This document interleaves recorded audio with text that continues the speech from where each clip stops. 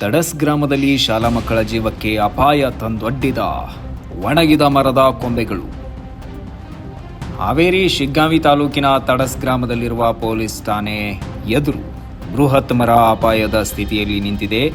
ಮರದ ಹಲವು ದೊಡ್ಡ ಕೊಂಬೆಗಳು ಒಣಗಿ ಹೋಗಿದ್ದು, ಯಾವ ಕ್ಷಣದಲ್ಲಾದರೂ ರಸ್ತೆಯಲ್ಲಿ ಸಂಚರಿಸುವ ಶಾಲಾ ಮಕ್ಕಳ, ಪಾದಾಚಾರಿಗಳು ಹಾಗೂ ವಾಹನ ಸವಾರರ ಮೇಲೆ ಬೀಳುವ ಆತಂಕ ಎದುರಾಗಿದೆ.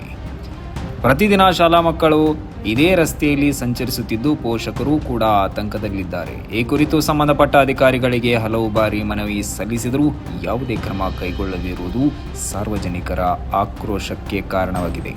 ಮಕ್ಕಳ ಸುರಕ್ಷತೆಯ ದೃಷ್ಟಿಯಿಂದ ಯಾವುದೇ ಅನಾಹುತ ಸಂಭವಿಸುವ ಮುನ್ನವೇ ಅಧಿಕಾರಿಗಳು ಕೂಡಲೇ ಎಚ್ಚೆತ್ತುಕೊಂಡು ರಸ್ತೆಗೆ ಅಡ್ಡಿಯಾಗಿರುವ ಒಣಗಿದ ಕೊಂಬೆಗಳನ್ನು ತೆರವುಗೊಳಿಸಿ ಸಂಚಾರಕ್ಕೆ ಸುರಕ್ಷಿತ ವ್ಯವಸ್ಥೆ ಕಲ್ಪಿಸಬೇಕು ಎಂದು ಗ್ರಾಮಸ್ಥರು ಒತ್ತಾಯಿಸಿದ್ದಾರೆ. ವರದಿ ಶಶಿಕಾಂತ್. ಇದೇ ರೀತಿ ಸುದ್ದಿಗಳಿಗಾಗಿ ನೋಡ್ತಾ ಇರಿ ನಿಮ್ಮ ಪಬ್ಲಿಕ್ 5 ನ್ಯೂಸ್.